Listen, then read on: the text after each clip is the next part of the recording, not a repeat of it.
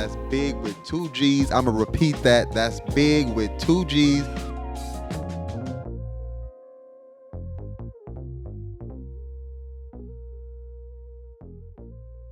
So we here rapping with Ray. It's no need for me to introduce this man. He's sitting here right in front of you. I'm going to let him do the talking. We're going to get right into it. What's good? How y'all doing, man? Shouts out to the BiGG Umbrella Podcast, man. This shit is cracking, man. You already know what it is. Yeah. Man, so Ray fucking Riley, man. If y'all don't know about this man, I'm going to be honest. I fucking didn't. The first time we heard about him, it was like, what the hell? Why ain't this man famous? So, off top, I know how your dad, because I've seen a few interviews of yours. I know your dad is a big inspiration for your music. That's who you go to after, like, check in with him and stuff like that. What part, do you got siblings, actually?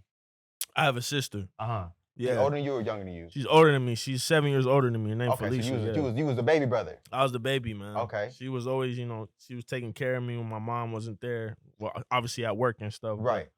But, yeah, man, me and my sister, that was pretty much it, I really didn't have, and then the people where we're at now, right. I'm at my uncle's house right now. I met my friend Darian, who's like my brother. Right.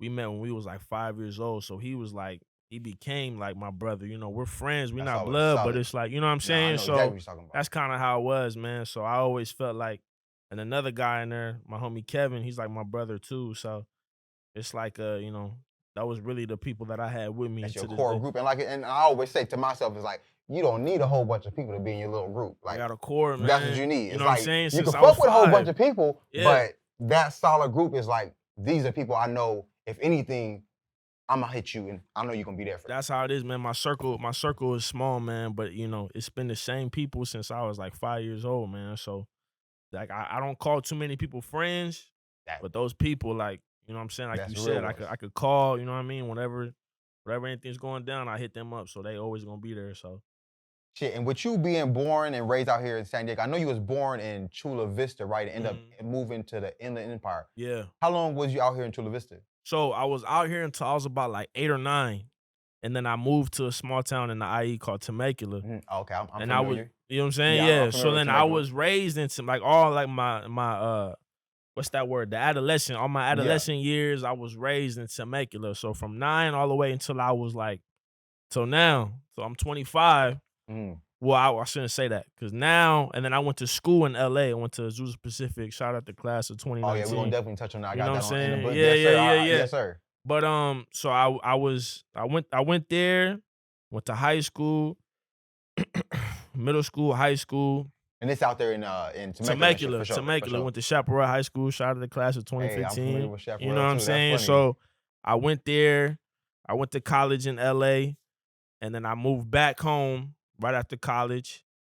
And then I just recently, just this year, I finally got my own spot out here right next to San Diego State. Man, that always feels good when you got your own. No matter what that shit look like, you get there, you like, man, I got something to call home. I got my own, man. That's where I can lay my head. It's so nice, bro. Like, it's like you said, it ain't no big ass fancy, but it's like, yo, like this shit is mine. This is mine. You know what I mean? This is my shit. It's a different kind of feeling, man. Yeah. It's a different kind of feeling. So I'm appreciative, man. I'm grateful. And I'm just, I'm happy, man. So I'm just trying to keep going and keep everything pushing in the right direction right now. So that's fucking what's up, man. Yeah. I had another one. So it's in Azusa, that's a Christian college. It is. So how is that? Was that even like, was that different from like a regular college? Like they don't have drinking, or I mean, I know everybody do, their own shit. You know what I'm saying? You ain't gotta put everybody on that. Bro. Because everybody do your own thing, but it's, what's crazy is that was the exact reason why, I'm gonna be honest with you. It was at first I was like, damn, like I don't want to go there because I was like, yo, like I want to get the college experience, bro. Like I want to be going to parties, I want to be doing and I'm going to a Christian school and like you got curfew at 10 p.m. You got, you got to keep your dorm room door open. I'm like, this open shit. Like unlocked or open like so the RAs could come in and look and all that. I was like, bruh. But when I tell you, like, after my freshman year, that shit was like it was it wasn't what I expected. It was definitely, I got the full college experience. You know what I'm saying? To say the least. To say the least, bro. Like, it was cracking, bro. Like, I wanted the college experience, and I experienced it. Exactly, bro. That. So, at first, that was my hesitation about it. But I also, the important thing about that is I feel like that brought me into this. Mm-hmm. Because going there, I had a homie who was a rapper at the time, too. And he had a microphone. And he was the first person that, he sold me his microphone. I bought it from him for like, I don't know, like $200. Yeah, $200. If that, I don't even know. Yeah. He gave it to me, and then I started rapping in my dorm room. And at that point, that's when it started. And, after practice, because I was playing football at the time. So after school, after practice, I'd be writing shit. I just start rapping in my dorm room, and I started making songs, and I put this shit on SoundCloud. And then people was listening. And then you got the buzz going. It slowly started growing. You know what I'm saying? It wasn't nothing crazy, but like people slowly started, and I was like, damn, like people kind of fucking with my shit. Yeah. You know what I mean? So Hell I was like, what? So I kept going and kept going, and this shit got better and better. You know what I'm saying? And the rest is history. Now, I'm sitting here in front of you and shit. And dude that gave you the mic, did he just give you the mic, or he helped you with rapping and shit too? So he was a rapper too. So I've always been, because as you know, my pops was rapping back in the day, you know what I'm saying? So I've always been infatuated. I've always been tapped in. I've always been writing. And he was a rapper too from Temecula. He went to... That was Doom Allegiance, right? Legion of Doom. Legion of Doom. Legion of Doom. So look at me looking stupid as fuck. So the homie that, he went to a school that was close. He went to Great Oak High School. Shout out to the homie Kevin Knight, man. He went to Great Oak High School. And I was at Chaparral, and then we both went to Azusa, and he had the mic, and he didn't really show me how to rap or nothing like that, but I remember I would send him my shit to show him, like, hey, look, man, like, what's this like? I could kind of get busy, you know what I'm saying? He was like, okay, come fuck with me then. So long story short, he like I said, he sold me his shit. And then, yeah, man, after that, like, once he kind of showed me how to use the program a little bit, and then I kind of just started teaching myself here and there, little things here and there. I just kept going. I kept using it. And the rest is history. Shit, and then you get to 2017, you put out your first EP and album. Yeah. How was the buzz like that off what you expected, or was it less, or how was that even you putting them first ones out, EP and album in 2017? I'm gonna be honest with you. I think a lot of it was just people just supporting like the idea of it. And that shit always feel good when you get support. It always feel good, especially man. from strangers too. You be like, exactly, oh, they're not just supporting me just because they know me. They like, they fuck with me because they like, oh, okay, yeah. I like People this were supporting the idea of it. But I'm gonna be honest with you, man. When I first started, like my first couple songs on SoundCloud, like I thought they was okay, right? But my the one that had me really feeling like, yo, like I'm kind of doing my thing. Was my pops. My pops would hear it, and it's crazy because if I hear it now, I'll be like, turn that shit off. It's terrible. To this day. To this day, right now, it's horrible. I'm like, yo, God.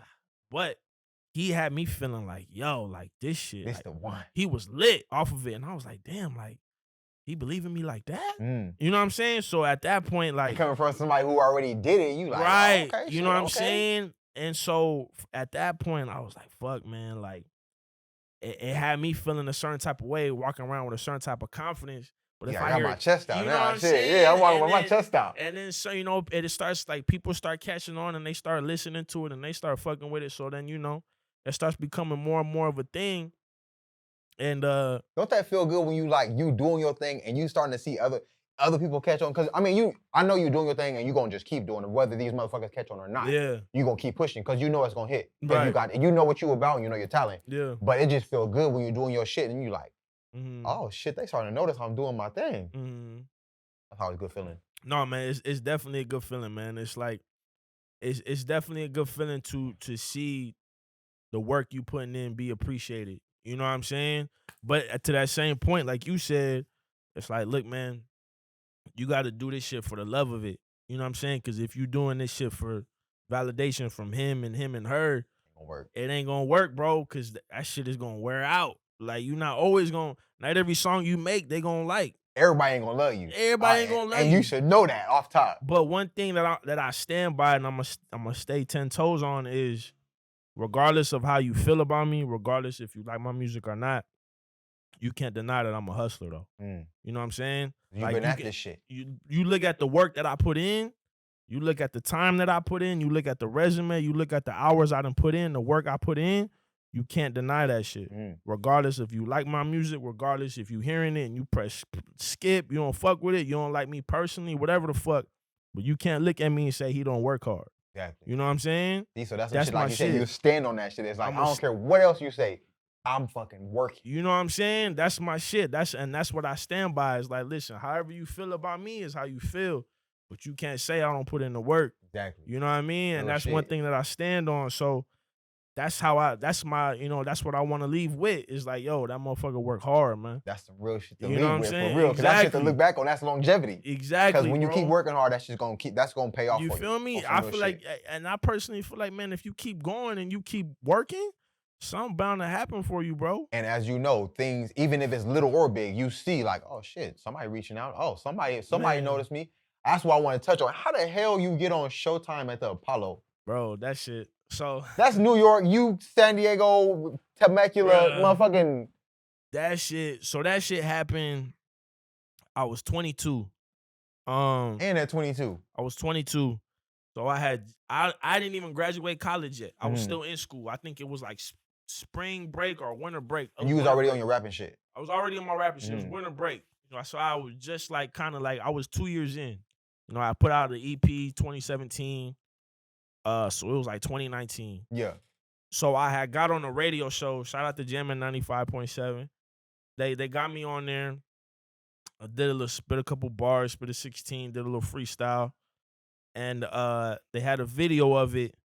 And then my mom took that video and sent it to the Apollo. But I didn't even know. Shout out to mom. Shout out to mom. So I had no idea. She took it and she sent it in. I had no idea. And I remember I got an email. And the email was from the Apollo Theater or whatever the fuck. Like, oh, is this a real shit? Because I heard Apollo like, what? Right. I was like, this must be like some like scams, some shit. You know what I mean? So I look, and then I look at the email address, Google this shit. It's like, all right. And then I start YouTubing this shit, and I'm like, oh, this shit is legit. Yeah. And so then they said something about, I forgot what the exact words was, but like something. Whatever. Exactly. Yeah. December something. You have been selected to perform at the amateur night. Boom, boom, boom. I'm like, yo. So I'm like, all right, bet. So then I'm like, and they find you out, or you gotta like find your own shit out? No, you gotta get your way there. Okay. But luckily for me, my half of my family, all my dad's side of the family is from the East Coast. Oh, okay. So I got mad family in the East Coast. So that was already a plus. So I stayed with my auntie in Jersey. So I stayed out there. We stayed out there for like a week. So we get out there, we fly out there. My whole family come. My mom, my pops, my sister couldn't make it. My mom and my pops go. We stay at my auntie's crib. And then, man. That shit bring it right. Remember, he like, damn, I remember I was a Apollo, man. It's crazy, man, because I remember vividly. I remember we had like rehearsals, right? And I remember I had my pops staying with me at rehearsals. I need you here, man. Yeah, I was like, man, I need you to like hear how I sound. And then everybody that went, because you know the Apollo is a talent show. Right.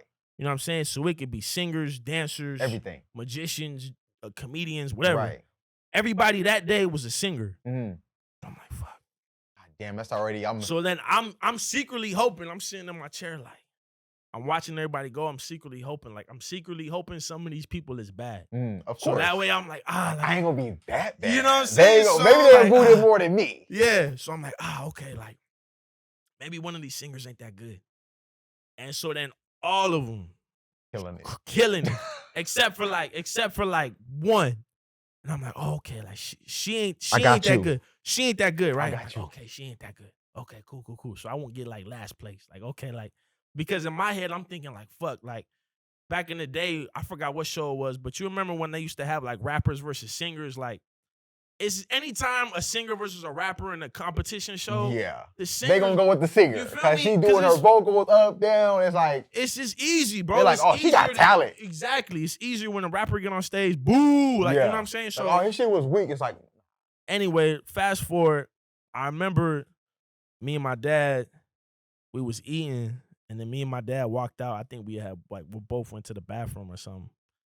And we was in there, and he was like, "Hey man, they gonna boo you." But Yeah, just- he already get you prepared and shit. he told me straight up. He said they gonna boo you, but just keep going. And in my head, I'm like, "What? What you mean? Yeah, I'm about to run out that motherfucker. Yo, I'm like, Dad, I'm trying to get my shit. Like, I'm It's like, trying well, to you get just fucked up my He mental. told me, "Nah, man, they gonna boo you. Just keep going." And in retrospect, I see what he was trying to do, but in the moment, I'm like, bruh, like for real? You supposed to tell me, hey man, You go out supposed to there be and do like, a good you job, supposed to son. be telling me exactly. You about to go kill it. Be like, hey, I'm gonna tell you the real. Yeah, he told me not gonna straight fuck up. with you. He's like, yo, man, they gonna boo your ass, but keep going. I said, bruh. So I get up on stage. No, I'm behind stage, right?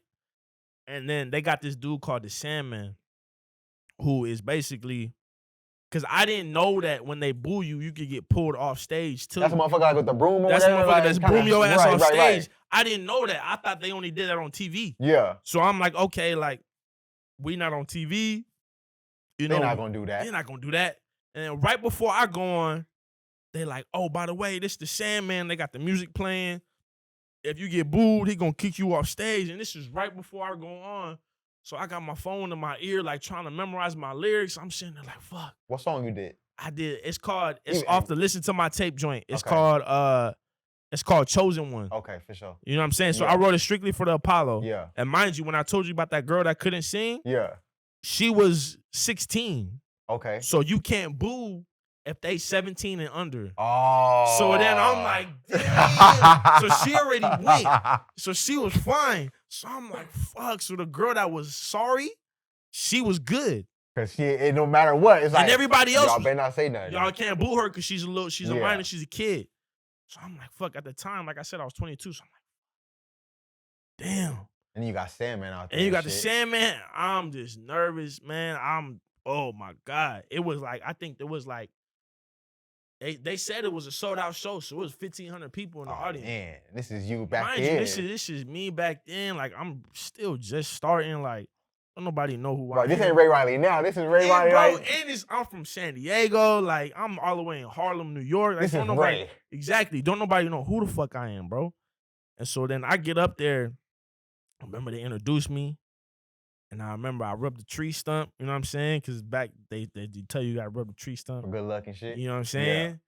And bro, I just remember going, and I think my energy was so like just in everybody's I'm like, face, give it to bro. 'em. Like because I was so scared. I was so scared that I was like, fuck it. Like it's on stage giving everything. And I felt like everybody was just like, you know what I'm saying? Just looking at me like, fuck. And that's crazy with you being scared. Most people be like, oh shit, Nah, let me bro. shelter. He like, nah, I'm gonna When give I it get to him. scared, my shit come out even more. It's So weird. it ain't no, it's like they say fight or flight. It's like I'm fighting when I'm scared. Exactly. When I'm scared, my shit turn on, like, you know what I'm saying? So it was a situation where I felt like everyone in the crowd was more of like, I don't think the song is what got them to make it through because I made it through my whole shit. I didn't get booed. Right. You know what I'm saying? But I don't think it was the song. I think it was they could see the passion on stage. That heart and that energy that you were showing. They The was heart, the energy, the passion. I felt like they was I felt like they could see that. You know what I'm saying? They could see me on stage. like, relate. You know what I'm saying? They could see how much I wanted it. You know what I mean? So then they was like, fuck. And then I remember there's a video you could hear my dad after like every line. Yeah. That's my Bro, motherfucking I'm son. telling you, after every line he was doing that shit, bro. It's hilarious because you can hear a pin drop in that shit. It's quiet as fuck. Like the whole spot is quiet. And I'm just going. I don't give a fuck. I'm going. And you can hear my pops. Yeah. Yeah. Bro, it's crazy. I couldn't hear nothing. But I made it through my whole shit, man. And I think I got like, out of 7 people, I think I got like 5th place. Oh, well, shit. Like you said, I ain't going for last. Listen, And you didn't get it. But listen, it ain't even that. It was the fact that I made it through my whole shit. Yeah. And I ain't get booed. No Sandman for You you. couldn't tell me nothing. I thought I won the whole shit. The way I felt, I got up off stage. People was dapping me up. It was like, man, like I felt like a motherfucking celebrity. That was the fucking win. And that pushed you even far. It's like now, bro, I just did Showtime at the Apollo. Man. They didn't boo me. I'm winning. I didn't get first place, but I'm winning. So I know that I can do this shit out here. That's what I'm saying, bro. And that's how That's what I'm saying. Then when I came back home, I thought I was finna be on. I thought Mm. people was gonna treat me like motherfucking. Oh, nigga, you was on Showtime as Apollo? Yeah, and nobody give All a shit. praise. You know what All I'm saying? praise. Yeah. But I say that to say, I bring that show up because what we was talking about earlier, you know, you asked me if I get nervous and this and that. It's like I compare everything to that moment. You know what I'm saying? And for me, as in my career so far, that's like a stepping stone that I compare everything to. I'm like, man, I performed in the Apollo for 1,500 people who didn't know who I was. Right. You know what I'm saying? So I'm gonna go perform at this nightclub for 100 people, this venue for 200 people. Man, there ain't nothing compared to performing in front of 1,500 people. Yeah. Who, at the Apollo, they will boo your ass if you trash. I don't give a fuck how much. Like I told you, they let me go through my whole shit because they felt the passion. But you can hear the shit too, like, oh, okay, he kind of nice. Right. Because if I was trash, I seen it, bro. They gonna boo your ass. They don't care about how much. They booed Lauryn Hill. And Lauryn Hill ain't no types of trash. Lauryn Hill, bro. Ain't no types of trash. You feel me? She's a legend. And I fuck with R&B. Bro, they booed Lauryn Hill. You feel me? So it's like, dog. And look at her. She's a fucking legend. Right. So I'm like, dude, if I could go through that at that age, and with that, you know what I'm saying, with my shit how it was back then, when I do these shits now, it's like, man, I compare everything to that. Like, bro, you did that when you was this age. You could do this shit no problem, man. So that's what I be comparing my shit to, bro. That shit good. Like, you thrive off of experience, whether that be good or bad. You turn it into something. Well, I remember when I did this shit. If I could do that, I could definitely do this. Come on, bro. That's everything, man. That's everything. And even trailing back to football, man, I learned a lot about myself from that shit too, man. What position you play in football? Running back. Okay, for sure. Okay. Yeah, hitting the hole and shit. You know what I mean? Okay. So I played defense when I first started in the Pop Warner. Played linebacker. Then I started getting older. I started playing both ways. Then when I got to high school and college, I played running back. Yeah. And then I played. So that's your sport of choice. Football was my shit, yeah. And then as you get older, you're like, nigga, I ain't trying to get tackled and all that shit. Man, bro, it wasn't even that. It's as you get older, man, you start seeing, like, at least for me personally, I started falling out of love with the sport. You know what I'm saying? But as I got older, and at the age I'm at now. How old are you, by the way? I'm 25. For sure. Yeah. Yeah. So I never felt, now that I'm at this age, I'm starting to realize I was never really in love with the sport. I was in love with being the guy. Because when I was young, when I was a kid, I hated football. But then me and my homie Darian, he ain't here right now, but right. We would train every summer. That's how we got so close, because it was just me and him. So when kids had, you know, birthday parties and sleepovers, me and him was we out there 8, 9 years old, 10 years old, training, helmet, shoulder y'all pads. did this shit at a young age. It's like, man. motherfuckers still having a hard time doing that now. Dog, we could have a whole separate episode about that shit. Right. But I'm just saying straight up, like, so that taught me the value of hard work and what that can bring. And when that happened, we started the level was different. Like, we was here and everybody else was here. They wasn't practicing like y'all. Feel me? So that's when I became in love with it. Like, I love that feeling of being the guy. You feel me? So it wasn't that I love football. It was I loved being the guy in the sport. So, and everybody treats you different because you walking around like, yo, man, can't nobody fuck with me. Yeah. And can't nobody fuck with you. You put in that work, it's like, bro, like, it's undeniable. You know it's what like, I'm saying? I don't even have to talk because you already know what I did. You see what I do. I get on the field, I put on this helmet and these shoulder pads, and you can't fuck with me. Right. You know what I'm saying? So that was, at the time, I fell in love with that feeling. Then once I got hurt and that shit went away. What was your injury? I tore my labrum in my hip. Okay. So it was like a groin injury. Oh, so you ain't doing no more. I wasn't able to boom. So I had to get surgery on that when I was a sophomore. I was like 15, 16.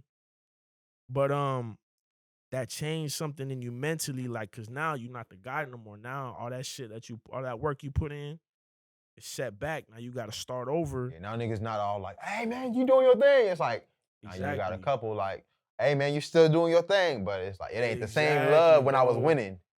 Nah, exactly, man. So it's like, it's like that shit taught me a lot about myself. Hold on, man. I'm getting fucking hot. I'm gonna take this shit Nah, don't off. even trip. So that Freedom song, Yeah. I know that was with the George Floyd thing, and that's what they played on Hot 97. Yeah. How'd they even find that? So with that, shout out to my man Trey Boogie. He sent me a post with Peter Rosenberg from Hot 97. Mm-hmm. He had made a post about if you have any song related to this topic or And that was a post like through Instagram. Like, okay, for sure. Yeah, if you have any song related to this Fight the Power movement, send it in. And I had wrote that song about 2 days after the incident. And I was specifically for that.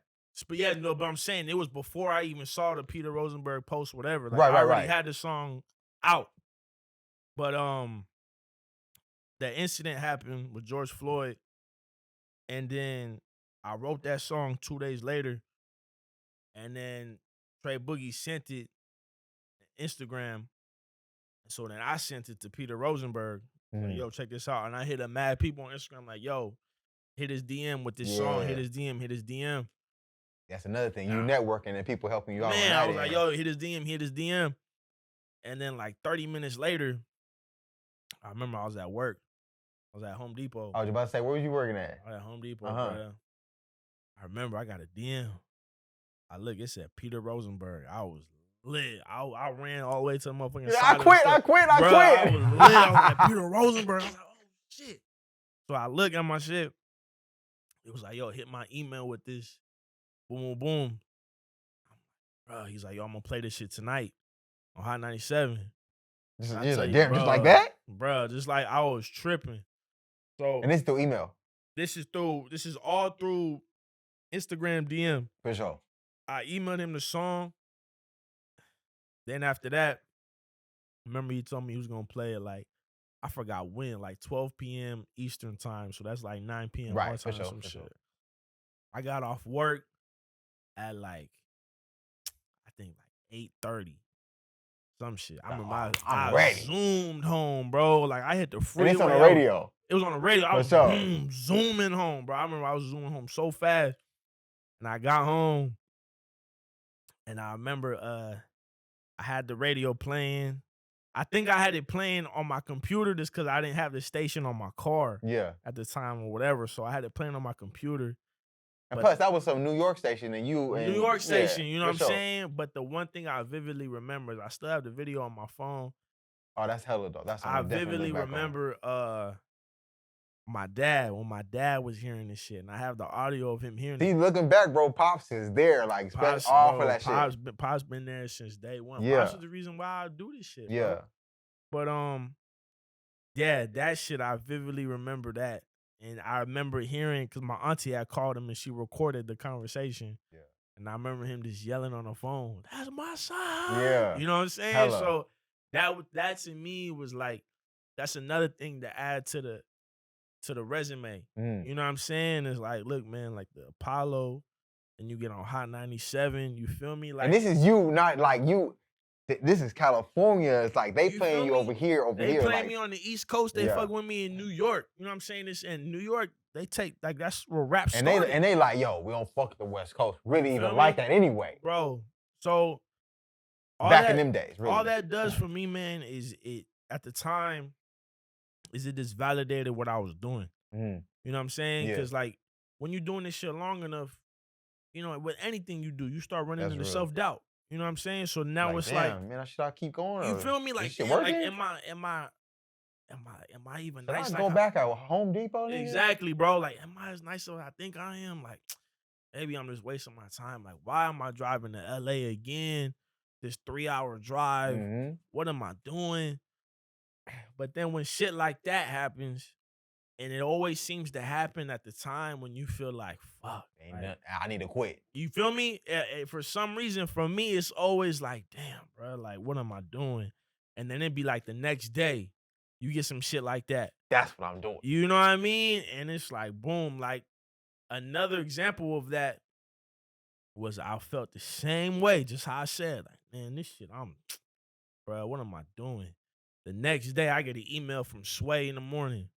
God damn. Sway in the morning play my shit. Sway in the morning hit me on the email. You ain't got the answer, Sway? Bro, We came out, but hey, now we know Sway got the answer. Bro, you know Sway what had I'm the saying? answers. You feel me, bro? But like I'm saying, shout out to Sway. But that shit to me is like, bro, like, that's another thing that add to the shit. So I'm like, dog, like, what am I doing? And then Sway in the morning hit you on the email talking about, yo, we gonna play your songs on the radio and you gonna call in and talk to us. You feel me? So it was calling on Sway in the morning, and Conway the Machine from Griselda was on the phone too. So he was listening to my shit, and I was talking to him too.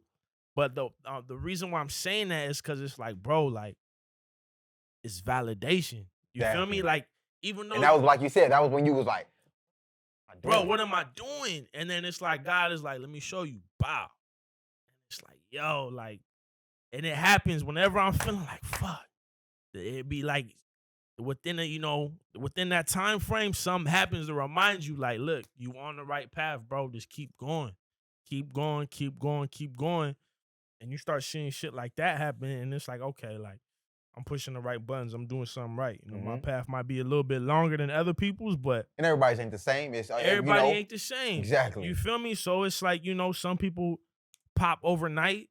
And some of the people that pop overnight just don't stay with the longevity. They pop overnight and they good, and like, damn, you ain't heard nothing from this motherfucker in a couple of years. They here today and they gone tomorrow. See, I take pride in, I feel like my shit is shit that you can listen to 10 years from now and it'll still be relevant. That longevity. You feel me? So even that's how my mentality is now. It's like, I'll put something out, and even if it don't pop right away, I know, like, okay, when people find out who the fuck Riley is, in 5 years, they're gonna go through that goddamn catalog. They're gonna go back and be like, yo, bruh, been hot since 2022. Why am I barely finding out now? You feel me? And that's the shit that's like, yo, you know what I'm saying? I heard somebody make an analogy of, it was Russ. Shout out to Russ. That's another guy I fuck with. Game of Thrones. He was like, yo, I just got on Game of Thrones like season 7. He's like, yo, this shit was dope. And they have 7 other seasons I could watch. You feel me? So they have a whole catalog of shit. That's so how I felt basically, about that if Snowfall. you feel me? So exactly, right? Yeah. So if you fuck with some shit on the back end, like, oh, I just caught this latest song and I fuck with this shit. Then you go back, that's real, and you listen to all this other shit, like, oh, he been hot. That's what I did with your shit when I first found out about you. You feel me? On some real shit, bro. Yeah. The first song I heard from you, and that was like recent. Yeah. And then I went back. It was just Friends. Yeah. So I was listening to the shit, and my girl, she come out the other room, and she like, who is that? Who is that? I'm like, yo, hold up. I gotta hide my motherfucking girl and shit. Yeah. She's like, oh, who's that? I'm like, oh, no, this nigga out here in San Diego. She's like, oh, you're not already famous? I'm like, I'm saying the same thing. So I was like, that Just Friends track, that was the first one I heard, and I'm like, oh, right. That shit was jumping. Yeah, I appreciate you, bro. Man, so, and really some of my, so far from what I've listened to, some of my favorite albums from you is Locked In, and that shit was For the Ride Home. Yeah. Man, you got some bangers on that shit. Like, so, and like you say, like your music come from your experience, and you like touch on them records of them albums, basically. Yeah. So, Locked In is actually one of my favorites as well.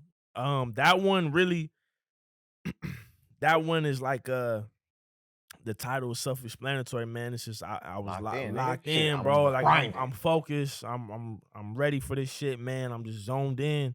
This is what I want to do. You know what I'm saying? And For the Ride Home is more of like a self-awareness, self-expression. Like, yo, like when I'm going out into the world and I'm experiencing these things, like for example, like this conversation we having, you know what I'm saying? This shit could be inspiring me. I could go home tonight and write some shit about this.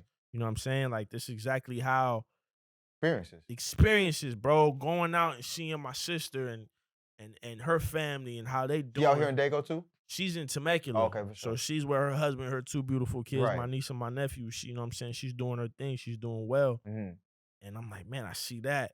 I see my cousins, they doing well. I see, you know, people around me, and then I see other situations, people who ain't doing so well, friends from the past, things happening, and I hear stories. And like I said, it doesn't even have to be something that could happen to me. It could be something that I heard about. That's an experience. You feel me? Like me and you having a conversation and you telling me something you went through. Exactly. And I could be like, damn. And I can relate to you on a certain level. Right. You know what I'm saying? And then I write something about that. So that's really where For the Ride Home came from. That whole concept behind that album was just really like experience and how my thought process is on the way home. Cause that's really where a lot of my creative inspiration comes from. I gotta be outside. Mm. You know, a lot of artists You gotta experience this shit. gotta experience it. A lot of artists be trapped in the studio. I'm just locked in the studio 2 weeks, 3 weeks. I ain't going outside. Yeah.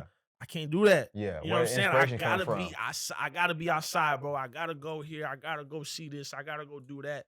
I gotta be outside and see these things and experience these things and these emotions. I gotta go fall in love. I gotta Right. go get fucking heartbroken. I gotta go, you know what I'm saying, see somebody making moves and get like competitive and be like, fuck that. I know I'm better than bruh. Mm. Or whatever the case is, because all that shit is inspiration. Right. You feel me? It's motivation for me to be like, all right, let me get busy. So that was the whole concept behind that shit. So those are 2 albums too that I really, really like. Yeah. You know what I'm saying? Oh, I wow. fuck with as well. Man, it's funny, like, even the slow shit, I'm in the gym, I'm just listening to that shit, like, it don't Yeah. matter if that shit is going slower or it's like, Yeah. off, like, it don't matter. That shit, I was like, this shit is jumping. Yeah, man. Yeah, I like that shit a lot. I appreciate I'm doing you. 100. I don't know which album that this one is on, that track Blue.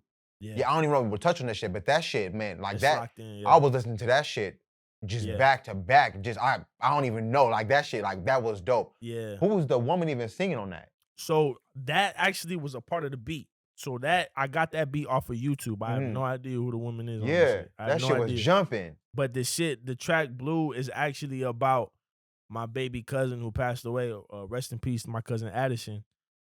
He passed away when he was 13. So that song was about him and about the news when I got it and how I felt and my thought process, you know, and how my thoughts were when I got the news. 'Cause I remember you was driving on the freeway and you was like, man, looking down I on the fucking freeway. I was on my way to work and I got the news. I got the phone call that my cousin had passed away, and I was on my way to work, and like it was kind of like I don't know, man. Like it all kind of hit you. You know what I'm saying? Like it's weird to process at first. Always. You know what I'm saying? Always. Is you can't really like it's a lot of emotion. And It's like they hear it one day and gone the next. Like, wait. hear you one day, gone the next day, and then you gotta. I'm on my way to work. You feel me? And it's just like I gotta perform for work as you well. feel me? So It's it like, was. I don't want to be there. It was it was definitely a lot to process in the moment, but you know, for me that was therapeutic. Like to be able to talk about it and put it in that format to where people can digest it. Yeah. You know what I'm saying? So How did your cousin pass?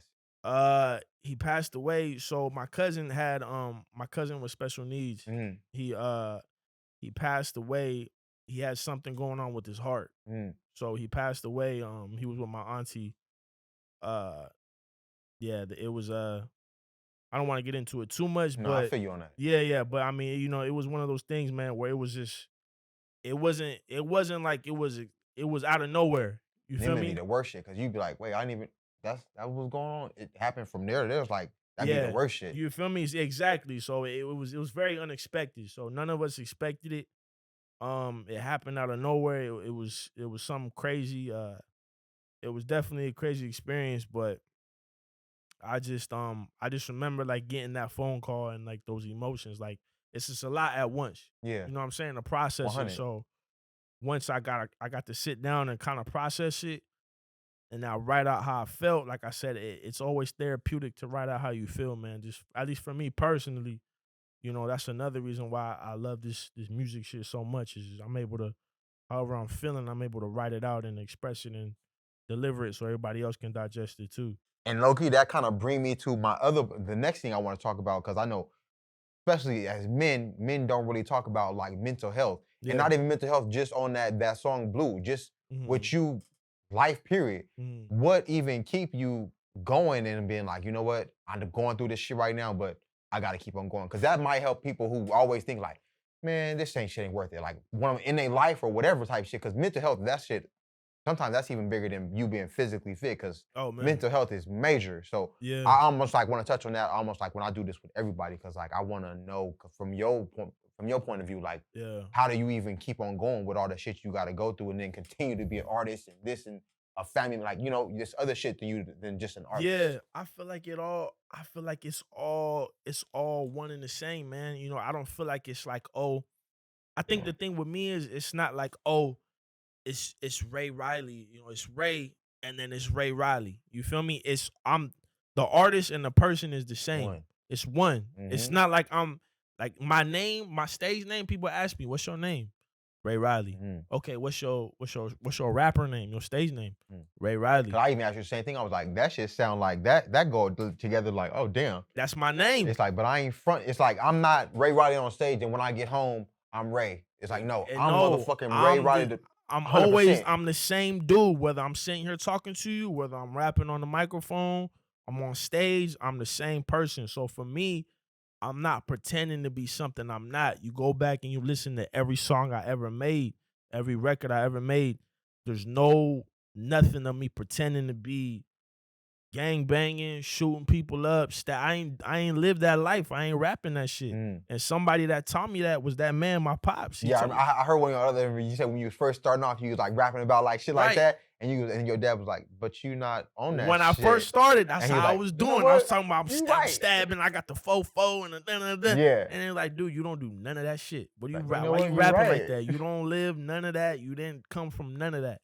And I'm like, you know, you fuck like shit. And he taught me a lot of that shit. You know, And that would have created the longevity because it's like now I don't have to think about bullshit that I'm not doing. I don't. I'm Gotta gonna rap about pretend. my daily life. Exactly. And so when I go outside, I don't have to pretend to be somebody I'm not. I'm not that nigga who they was saying like, oh, I'm out here on the block every day and I step outside. Now I gotta show y'all niggas. Then I that's gotta me. show, then I gotta come out here, I'm rapping like I'm Billy Badass, and then I Yeah. step outside and I gotta act like, nah, bro, Yeah, I'm it's rapping like nah. I'm me. I'm rapping like I'm smooth, I'm rapping like I'm swag, Right. I'm chilling, bro. Like, that's me. Right. You feel me? But don't get it twisted. I can get busy, but at Exactly. that's me though. Like, I'm always been like that. I've always been competitive.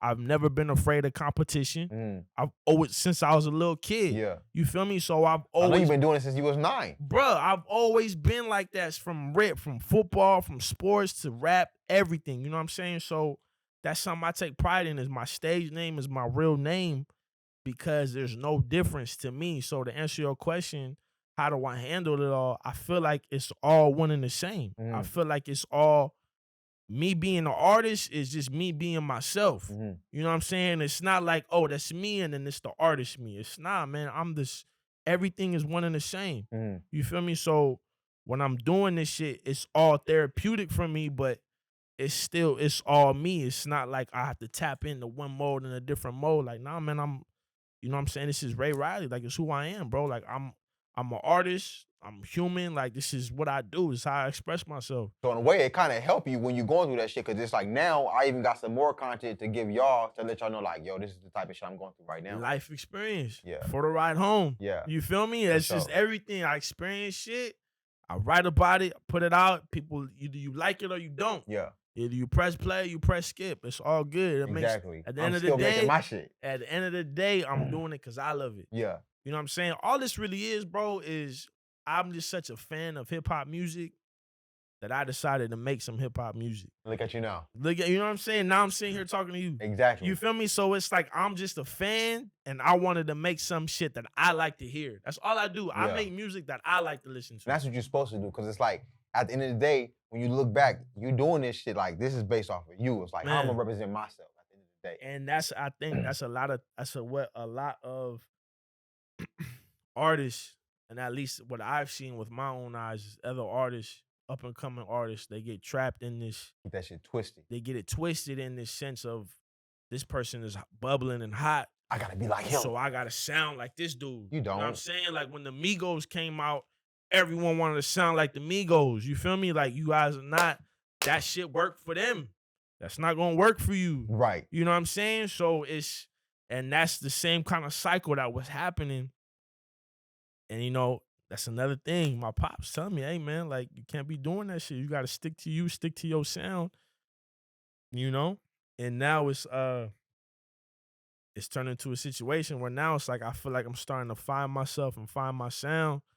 And I'm just gonna continuously keep going, and I feel like I'm continuously getting better and better. You know, I look at my shit from last year, and I'm like, man, the shit I put out this year, to me, is way better than last year. You gotta fucking keep at that shit, bro. You know Like, what I'm saying? like I said, me and my homies, if you listen to you on the way over, he be like, how ain't this motherfucker famous? Like, real shit, cause like, not even off the beats or whatever, it's just like, it's almost like he already know what he trying to do. He know his sound. He know the lane he trying to pursue. So like, this is it. Like this, he sound already like this is legit. Yeah, type shit. Yeah, man, I'm trying to make it happen, man. But you know, things like this, and just like even the show coming up next week, this fashion show.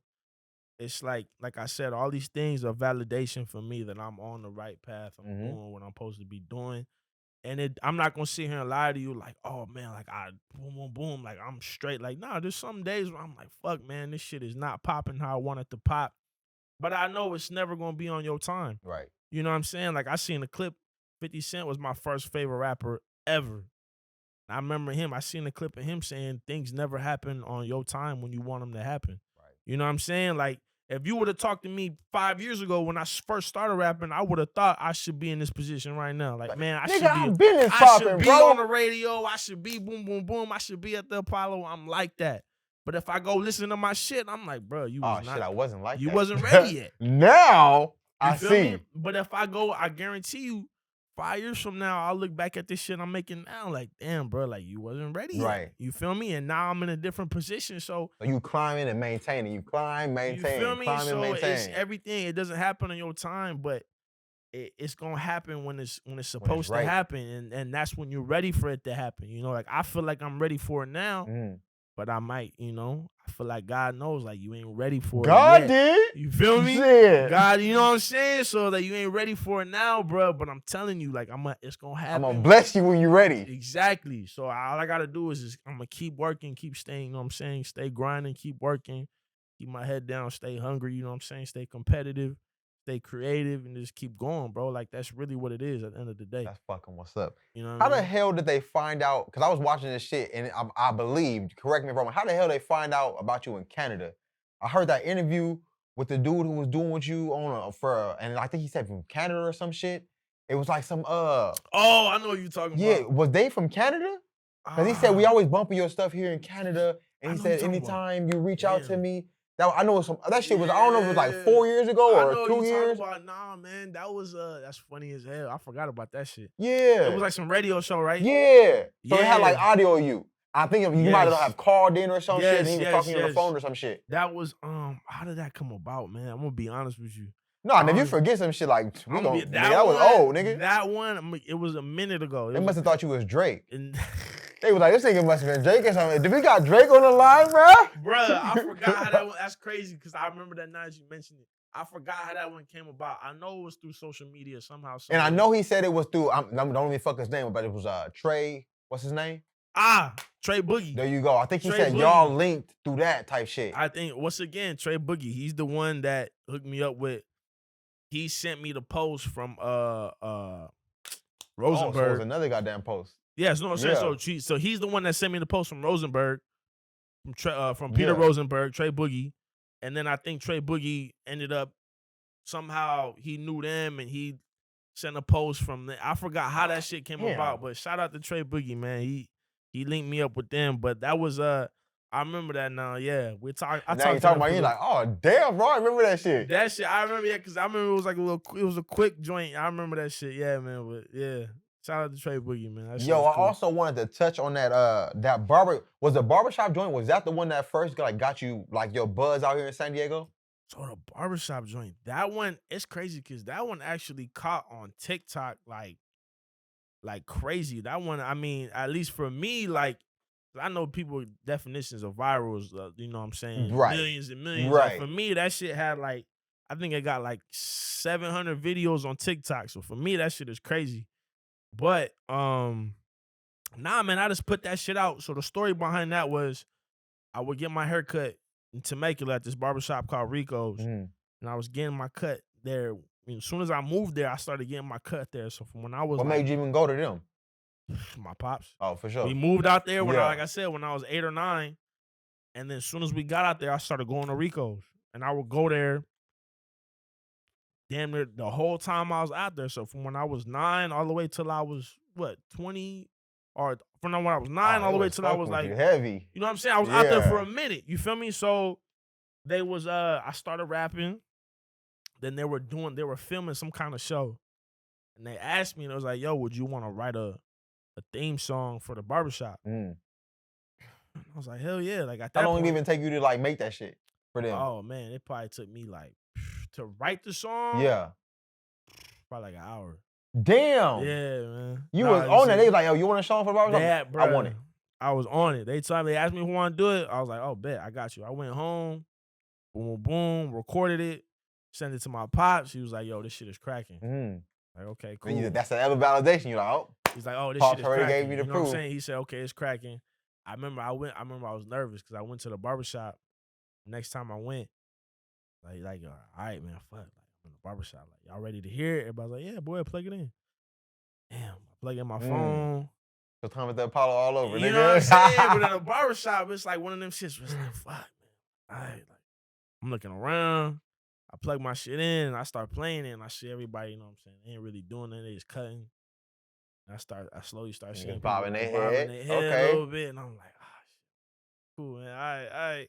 And by the end of the song, people was like, all right, man, I'll fuck with it, bro. I bet. I was like, okay, cool. Everybody at the barbershop fuck with it. So then, long story short, the song comes out, put the song out, and it just caught like a buzz. Like, it just caught like, and it wasn't a buzz out here in San Diego. It was mainly a buzz out in the IE, like Temecula area. You know what I'm saying? Like, I don't even, like, it was one of them things where it just caught. I don't even know. Like, I didn't really put no marketing behind it. It's just one of them songs that just, it just caught. Shit. You know what I'm saying? And so I think it was, the hook was catchy, and a lot of barbers started using it on their social media. You feel me? You looking for me, you can find me at the barbershop. You know what I'm saying? Yeah. So people caught on to that shit, and barbers started using it for their social media. And I think that's how the song really caught, because when you start seeing it on TikTok and Instagram, people using the hook. Like, oh, nigga, you made this? You feel me? Exactly. So then it's like, shit, like, that's how it started catching. So that was definitely a dope one for sure. Where you getting your hair cut at now out here in San Diego? Just got cut today. I get cut by the homie Chance out there in the National City. What's his barbershop? He like, oh, nigga, you don't even know my barbershop? I don't even know, bro, barbershop. Hey, man, but you know that nigga's name? Bro. I know Chance. Shout out to Chance, man. Shout out to Chance in National City, man. I forgot bro's barbershop name, man. He gonna kill me. I just started going to him, though. You feel me? So, Chance, hey, shout out to Chance, no man. shade. He just started going. Chance 619 on Instagram. Hey, I even know better. Your IG page. You feel me? Shout out to the homie Chance. He forgot the shop, but he know your page. So for y'all that need a cut, and y'all like his shit. I want to say it's fresh cuts, but you know what I'm saying? Don't quote me on that shit. Exactly. So it might not be fresh cuts. So it ain't. Listen, hey. I only been going for a couple months. You know what I'm saying? It ain't been a couple years yet. You know what I mean? Yes, sir. It wasn't like in the IE to make it. Exactly, man. But shouts out to Chance, man. Nah, he dope for real. That's the guy I go to now, man. I had a question. Like, from when I listen to your shit, a lot of it like kind of make me feel like, I mean, you probably hear this shit a lot. I don't know if you take it as like disrespect or not, but like that give me like J. Cole vibes on this shit. And it's like, I'd be like, man, and I fuck with J. Cole heavy. Like, I love motherfuckers that's like talking about more than just like bullshit. Like, you talking about some real life, like what you going through and shit like that. Yeah. And that gave me them type of vibes. Do you get that a lot, like you, J. Cole, or did J. Cole inspire you to do this shit? Oh, man, so like how I said, 50 Cent was my first favorite rapper. If you ask me who my favorite rapper is today, is J. Cole. And it's J. Cole. And that's like, you nailed it on the head. He's the one that inspired me because he was the first rapper I felt like I could relate to. Yeah. You know what I'm saying? Like, I felt like with him, you know, I love certain rappers. I love 50 Cent. He was my favorite rapper, my first one. Couldn't relate to. Just about to say, like, it was like, as you grew, it was like, I know what 50 talking about. Exactly. And I love this shit, but I'm not on that. I can't relate to selling dope in the street. I can't relate to getting shot 9 times. I can't relate to banging. I can't relate to doing none of that. In jail and all this. You feel me? I can't relate to it, but with the shit that J. Cole was talking about, I can relate, and he's formulating it, and he's putting it in a way to where people can digest it, and it's dope. It don't feel like, like, you know, this shit is hard. You know what I'm saying? And he made it dope to, I feel like he was one of the first rappers that wasn't gang banging, and the shit was hard. You feel me? I got that Forest Hills 2014, I got it on a vinyl. You feel me, No bro? lie, It was bro. like back I got that on a then. vinyl. Cause I feel like back then it was like, bro, if you not street, if you not from the Right. if you not from the hood, if You're you not ain't selling doing dope. you ain't doing this in and you ain't really jail. But then when he came out, he wasn't doing none of that. He straight up Nah. said it. I'm not doing none of College that. student type shit, like College student, but I'm nice with this exactly. shit. I said, bro, who is this? Exactly. Like, wait, look, I'm a college student like this shit. You feel me? So when I heard that, immediately, the first Gravitated. project I heard was Friday Night Lights. Okay, definitely. Friday Night Lights, I don't know what year it came out. I want to say it was like 2007, 2008. I don't Even if know. not, we know what we're talking about. But you know what I'm talking about. Exactly. Friday Night Lights was the first shit I heard. And then I started listening to his older shit, like the Come Up and all that shit. And I fucked with the Warm Up, everything, all his shit. That was the guy. And even to this day, that's my favorite rapper, man. Like, and he has major influence over my sound, over, you know what I'm saying, my thought process. When I listen to his shit, I'm like, man, like him, Kendrick, Drake, you know, feel me? The three-headed monster, those guys right there are elite, man. But Cole is the guy that's really like, man, like for me personally, that's my favorite rapper. That's somebody that I really take a lot from, and I take a lot of inspiration from. And it's funny because a lot of people can't be like, I can't narrow it down to my favorite. Yeah. And it's like, that's my dude. He my favorite, bro. He for sure my favorite, but I ain't gonna lie, man. Of course, you got a lot of people who influence you and shit, but like you said, like this is my favorite. He my favorite, but right now, I mean, Kendrick, man, is like, I just seen him perform at San Diego State. It's just, his shit is just different. Man, I seen Kendrick perform at San Diego State years ago. It was Kendrick, Yeah. A$AP Rocky, and Drake. Yeah. All performing at San Diego State. I was like, shit. man, that shit was wild. That That's shit was a crazy nuts. lineup. Yeah, man. And that was when they wasn't all so popping. That's how they got Yeah. all three of them in Yeah. one little thing. So I was like, this is a moment. That type shit. Nah, man, I just seen him perform that shit for his new album, man. Oh, that new album was bro, crazy. It's art, man. You know what I'm saying? And I was studying this shit. Like, I was studying how he was moving, how he was delivering the lyric, like everything. Like, it's like homework for me, man. But that's another guy, man. I take. You can call some shit art. That's how you know, like, it's art. more than music. I ain't just say more- this is a good it's record. art, This is a good bro. album. And this is It's- some art. And that's what I aspire to make. That's what I aspire to be like. That's what I aspire to create. It's not just, you know what I'm saying, the hits. Of course, everybody wants them. Of course, you want some hits on your catalog. Of course. I want some shit that's gonna stand the test of time. Like, Longevity. I want some shit that's you can play. Like I said, 10 years from now, 20 years from now, you go back and you listen. Like, damn, like he was saying this shit. You feel me? Like the same type of shit that Tupac was doing. Like, Tupac died before I was even alive. Right. I go back and listen to his shit, and I'm like, yo, he was doing this before I was even. I feel like he's talking to me. I ain't even fucking. I wasn't even Google Gaga. Google. I wasn't even there. Bro, that's the type of shit that I aspire to. That's my aspirations, man. With this music shit is to make art. I'm not just in it for, like, you know, the little club joints and the boom boom right? Because them shits fade. You right. know what I'm saying? Like, yeah, like it's dope to have those, and I'm not. It was knocking good for those. the summer. It's good for the summer. I'm not knocking those. Those are dope, but I want to have some shit. What else you got? That's gonna stand the test of time. You feel me? So that's my goal with this music shit, bro. That's what I'm trying to do, man. That's the goal. For sure. I also want to touch on, like, what other artists are you working on out here in San Diego? That your other artists you're working with? So I just did a joint with my man Kazi. Kazi, man, he's one of the artists. that shit. Bro, I heard that shit. Hey, I'm not even gonna front. I don't even know you take it house, whatever. Yeah. I could have sworn, like, when I first heard it and I heard one, I was like, this motherfucker sound like P. Diddy on here. Man, he hard. He's somebody that I was a big fan of out here. There's a lot of dudes out here.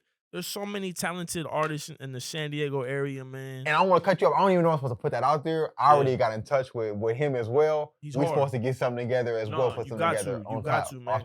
Kazi is dope, man. I did some shit with B-Rail. I know you know what I'm saying? Tap in. You feel me? So there's so many talented dudes out here, man.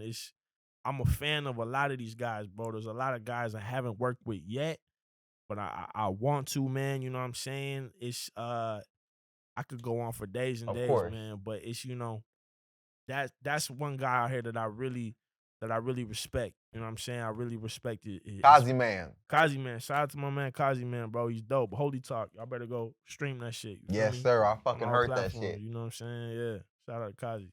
And then sort of kind of wrapping up what for your new shit you put out, Inferno. Did you Yeah. want to touch on that? Because I know you need to put people on that shit because that's your newest shit you putting out. Yeah. So that joint is strictly for this fashion show coming up a week from today. We just had rehearsals earlier. Y'all was at Yes, the sir. joint.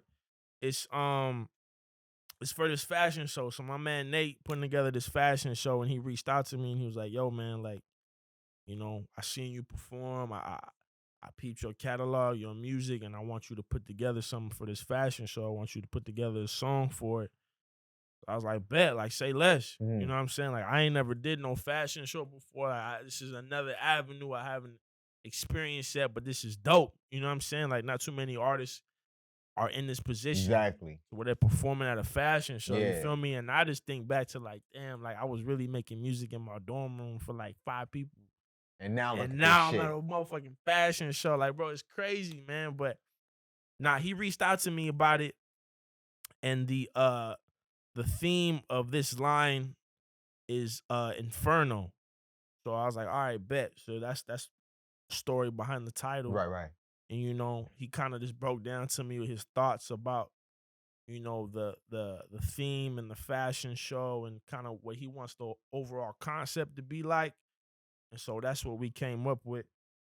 And I went home and I put this song together, and that's what Inferno is. Yeah. So I came out with that shit. So that's gonna be I'm gonna be performing that at the fashion show on October 22nd, man. So y'all And go that's get how your Barrio tickets. Logan, right? Barrio Logan. For sure. Yeah, man. So it's gonna be cracking, bro. It's gonna be a good time for sure. Also, like, I wanted to touch on your pops because how big of an influence he is, and he happened to fucking be here. So Yeah. we should just bring him on a little bit, let him touch on his music thing and what he been doing, and you know, we can go from there. Let's do it. For sure. Let's do it. Oh, what the joint? Did Jordan bite the style? No, cause Iverson came out after. Oh, okay. So now we got you on here, and we've been talking about how much of a big influence he been giving big ups to you all night. So I kind of wanted to touch on your influence with his rap career and life period, about you coming up with you rapping Legions of Doom, and how that was for you coming up. Well, coming up, when we started, there wasn't no rap. Was all East Coast. I mean, it was literally the beginning. It was like the birth. And you born and raised San Diego? I'm born in Brooklyn. Got sent out. I was getting in trouble.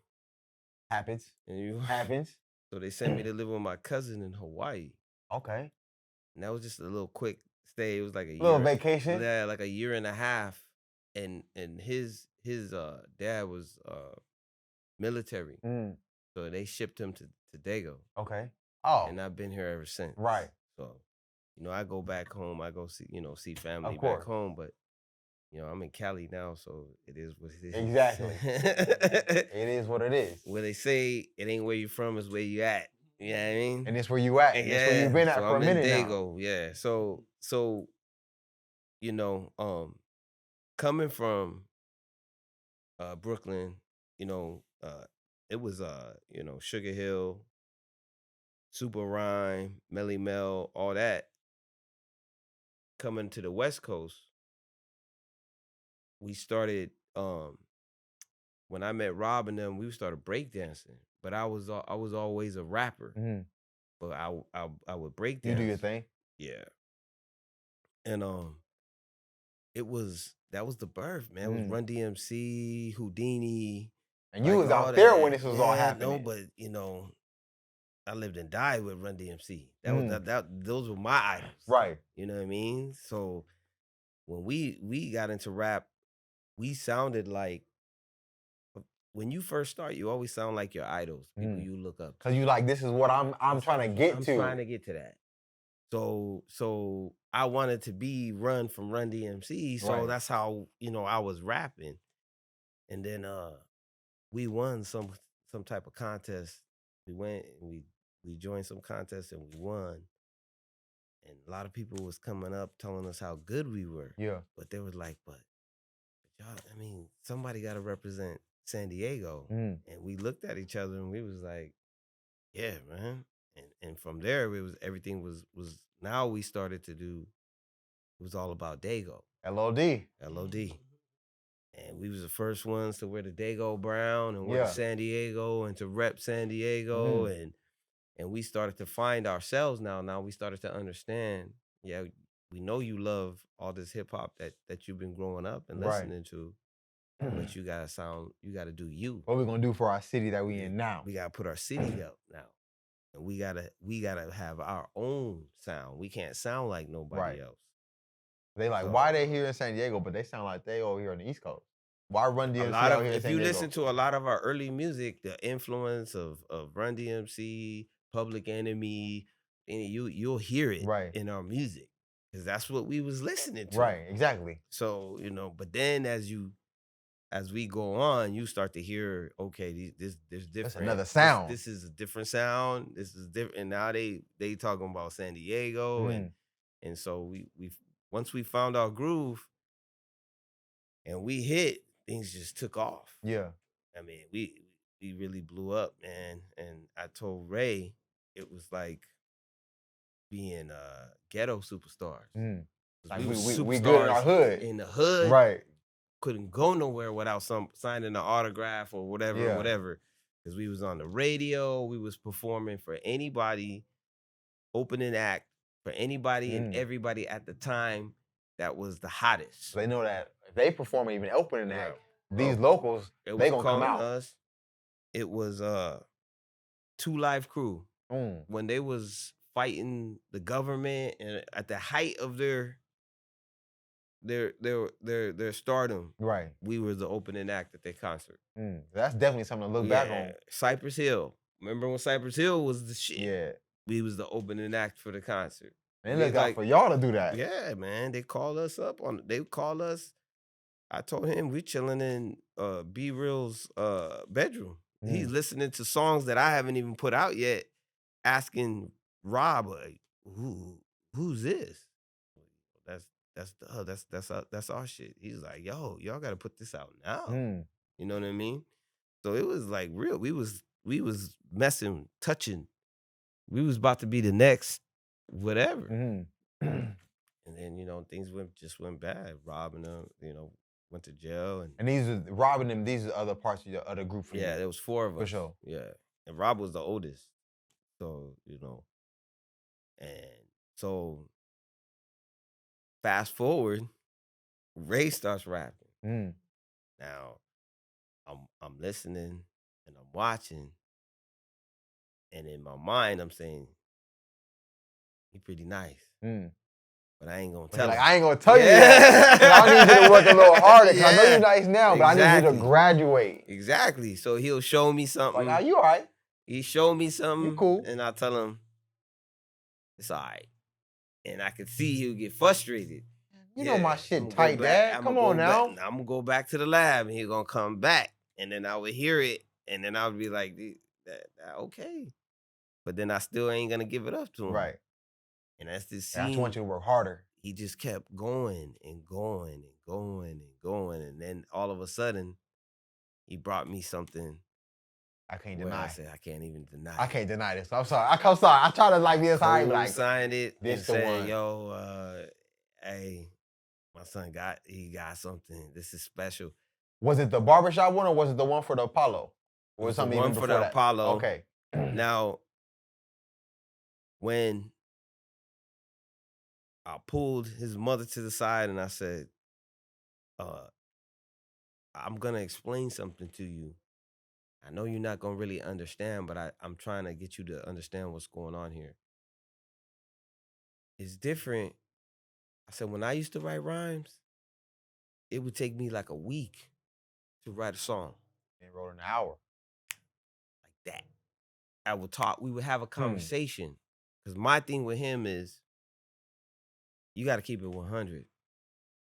You can't, there's a lot of rappers out here who's talking shit that ain't experienced none of it. And they out here just saying whatever they want to say to sell records. We touched on that too. He was like, he told you like, yo, my pops was like, yo, you can't be doing that. Like, can't do that. Want to know why? They'll sniff your ass out. Yeah, they're gonna be like, oh, I'm gonna test your ass Yeah, if you see what you really talking about. So you want to talk about, you Woo, want to woo, do woo, gangster woo, woo. whoop de wop? I'm from it. You gonna get tested. Yeah. Oh, you really from that? Let me see what you about. Exactly. So I said, rap about your life experiences. Rap about you and shit you going through. Exactly. I said, when you do that, you touch people. They can feel it. They can relate to it. And those are usually the best hits. Mm-hmm. So when we talk about whatever, a subject or something was going on, and I give him advice about just general life stuff, then he came out with a whole song about whatever we talked about. And I said, oh shit, okay. He really doing something. We had that conversation, and I'm listening to it in the song, and then on top of that, the song is dope. Like he took my advice and put that into action, and now look what we look at the Look at product. this. So I'm sitting in the car, and I had to pause it, and I'm telling him, did you hear what he just said? I had that conversation with him. And I'm push play again, and I go, listen to this. And I'm having to explain it. And I said, because I'm a lyricist, I listen to what see, that's the other thing. I said, don't come out here with no bullshit, man. I said, this is a lot of the new music is about melody and about sound, and people like the sound that they're hearing, but they don't give a shit about what the MC is saying. And he could be, it's the worst rapping I ever heard in my life. And he's number one and got the number one. But that beat is banging, and you just going like this. Banging. And you like, everybody love it. And everybody sing, oh, this is my song. And I said, nah, bro. I came up with, the way I came up is if you wasn't nice, that was it. There's gatekeepers. They ain't playing. That's the Sandman coming out and sticking your ass off exactly. the Apollo stage. You ain't nothing, bro. Stop playing. So you better be nice. So I told him, you don't come with no bullshit, man. You better be, I said, you better spit. I like spitters. Now, I said the difference between him and just spitters, because there's guys that can get up there and spit and rap, and some of the bars you just blow you away, but can't do a song. Can't put a song together. That's the difference between him. He could, if I tell him to spit, he'll spit. If I say you got to do a song, you want to get on the radio, it has to be a song. That's funny. That's kind of like what I watched an interview with Boosie like recently. He said like when he first started off, he could rap, but getting in a booth, he said I couldn't get on a song. He was like, I just couldn't do it. Like I got all the flow in the world, but me getting on a song, I just couldn't do it. So I grew to be able to do that. It was different for me.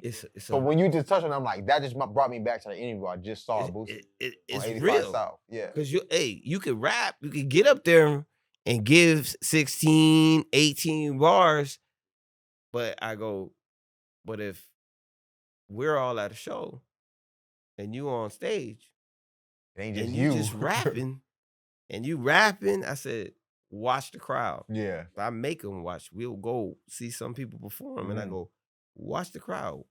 He got them in the first 2 minutes. Minute 3, minute 4, minute 5. People start talking, turning their head, drinking. They're like looking at my phone, like, God damn, when he done? He lost them because people just don't want to sit there and watch a dude just rap and rap. They want a performance. They want to be entertained. Yeah. So you have to grab the crowd like, you have to have songs. Yeah. Okay? There's a time and place to just be spitting. 100, definitely. But that's not what if people are coming to see you and see you do a show, they want to see a performance. He nailed it. So now I'm saying, okay, the product is there. We got something here. We got something. We cooking. So now it's all about, I got to get marketing. But it's a different world. Because when we was doing it, we was pushing. And y'all have to go straight to this one. It wasn't no online and be like, put it out and then go to 1,000 million people. Cassettes, CDs, we was going to door-to-door type hustle. Swap meet. Yeah. and it was the Warehouse. I don't know if y'all remember. The Warehouse was a record store. It was at all the malls, Plaza Bonita, whatever. All they did was sell records. We would do is we would bring those cassettes on consignment.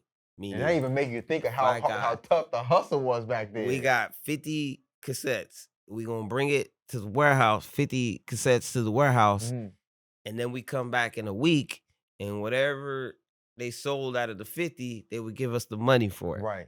And if they still had, what was going on with us was we would bring them 50, and we're supposed to come back in a week. By the third day, they'd be calling us up and saying, we need more. I was like, hey, we got you more. That's no problem. Boom. I'll bring you back 150. The swap meet was doing the same deal. So it was what we call guerrilla marketing.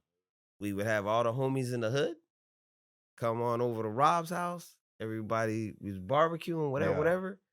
But you gonna get 20 t-shirts, and you gonna get 50 t-shirts, and you gonna get 50 t-shirts. And everybody gonna go to every junior high and high school in San Diego and just hand them out. Yeah. Because all them kids wearing them, they're gonna be like, all the kids, because the kids gonna promote you. It was guerrilla marketing. Yeah. We are out there touching people. Yeah. I told him it's different. It's all social media now. Yeah, 100%. And to me, I'm explaining to him, that's a young man's game. That's us OGs is like social media. Wait, well, so I don't even know. You put the like here in the comment. Wait, what's that hashtag mean? I'm gonna let you handle that part. As we sit here today, the minute I could get that magic button to get the marketing for him, it's going through the roof. Because the talent is there. Oh man, we touched on that earlier. The product is there. It's just, I explained to him, there's a lot of people that just haven't heard you, son. And that's what it is. Because I told him, I barely heard him recently. Yeah. And he been doing this thing since 2017. So I'm like, and I'm born and raised in San Diego. That's my point. And when I first heard him, I'm like, I told him a story about me and my girl when we first heard him. It was just like, he already sound like he's supposed to be blown up. Like, wait, what's going on? Everywhere we go. Why come anybody heard him yet? Everywhere we go. When we went to the Apollo, he played ball. He played high school, college, everything. I used to get really, really nervous watching him play ball. I ain't never been more nervous in my life when he went on the Apollo. I'm sitting there, I'm explaining to him. I'm sitting there, this is before the show. I'm like, look, man, they don't like rappers at the Apollo. Yeah, he was like, yo, my papa was telling me, like, they not gonna fuck with you. They gonna boo you. Going. I said, they booed Lauryn Hill. And I said, Lauryn Hill. A legend. A legend. Legend. Off the stage. I told him, when they start booing, just keep rapping. If you heard the tape, the video of him performing, I'm screaming my ass off as if I was in a football game. This is the best story because he told this story the exact same way. So when we put this shit out, that's screaming because I'm watching the crowd. He's on the stage. I'm not even watching it. I'm watching the crowd, and I see him. They starting off. They getting ready to, and he's rhyming, and they're like, okay, oh, he's nice. Yeah, he's spitting. And then by middle of the song, the whole crowd is cheering him on, and you hear me screaming, yes, he got it. Yes, yes. And when he made it through, it was like the Super Bowl. He scored the winning touchdown. I'm like, I'm set. This dude just killed it on the Apollo. That's my son. That's my goddamn son up there. On the Apollo. I met him outside because he came through the back. We outside. People was asking for it. I said, bro. He didn't hit you with the, you was all right. This is all right at the Apollo. Nah. No, you killed that's my goddamn son. I said, this is Harlem. This is the home of the Spitters, and you just. And then for you, that was, like you said, that was home. Yes. I said, enough said. Boom. We going back home to California. You can't tell me nothing no more. That's exactly how he felt. Yeah. You can't tell me nothing no more, bro. So now I'm like, look, once the marketing the social media marketing jumps off, it's a wrap. I'm telling you. With us, that's another part of branding, helping him on social media. Because our biggest part, we want to have great production and promotion. for San Diego and people who are doing it out here. And obviously, this is somebody who's down here. This is what we about to get together. So once we actually got everything all put together, we about to be looking forward to putting all this stuff out. I appreciate all you young brothers are doing, this podcast stuff, all of this, especially you doing it for Daygo. My heart and soul is we almost, and I say almost, and I can't even really say that, but we put it, put it down for Daygo. We get told, we're legends in San Diego and whatnot. Now you could definitely say that. From that, and my heart is, I want somebody from Daygo to take it to where we to the next level. To the next level where we didn't take it. And then looking back, even like that's your son that took it to that next level. So with these podcasts, with what y'all doing, if y'all podcast just gets to be one of the biggest, that's the goal, man. On the planet. This make an OG so happy to be like, they from Daygo. That's my guy. And that's why we wanted to get you on here. Cause obviously this you inspired this. So we actually definitely want to get that story as to what this came from. So that's why it was perfect that you was even here tonight. Put your city on put our city on your back and take the city for a ride, man. Cause the city has a lot of talented people like yourself. A lot of other spitters, there's a lot of rappers in San Diego that ain't getting the love that they should be getting. And just like my son, it's, people look at San Diego, oh, it's San Diego. Nah, come on down here and see that. There's a lot of talent. We're gonna show you that. Exactly. We're gonna show you what we got going on out here in San Diego. There's some talent in this city, and it's just about, again, the marketing and getting all this talent out there to the masses. Perfect, man. Yeah. I think that was the perfect way to wrap this shit up. I just want you to let everybody know how to get in contact with you, your music, social media, however that is. Get that out to the people so they know how to get at you, bro. What's good? Get at me at Reallyrayriley on everything. Twitter, Instagram, TikTok, YouTube, all that shit, man. At Reallyrayriley on all the social media platforms. Like I said, YouTube, TikTok, Twitter, Instagram, all that good shit, man. Yep. Perfect, man. We got through another fucking great podcast, man. This was great, man. We had Ray Riley. Perfect, man. Let's wrap it up. I think that's good for us, man. Sir. Yes, sir. That was fucking perfect, man.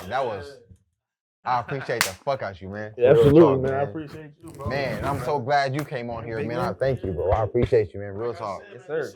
That's real. Nobody else is out here doing it like that, man. I appreciate that.